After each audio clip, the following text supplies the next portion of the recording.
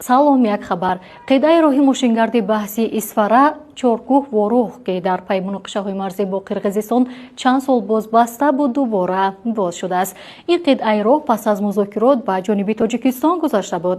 Роҳи мазкур бо иштироки Раҷабой Аҳмадзода раиси вилояти Суғд ва Айбек Шаминов раиси вилояти Бодқанд ифтитоҳ шудааст. қаблан бинобар баста будани ин қидаи роҳ сокинони деҳоти ворух ва чоркӯҳ тавассути роҳи деҳаи Чорбоғ ба самти Исфара ҳаракат мекарданд. мувофиқи созишнома байни Тоҷикистон ва Қирғизистон оид ба сарҳади давлатӣ ки дар оғози соли ҷорӣ ба имзо расид 65 гектар замини Қарабоғи Қирғизистон ба Тоҷикистон дода шудааст ки ин қидаи роҳи баҳсӣ низ дар он ҷойгир мебошад.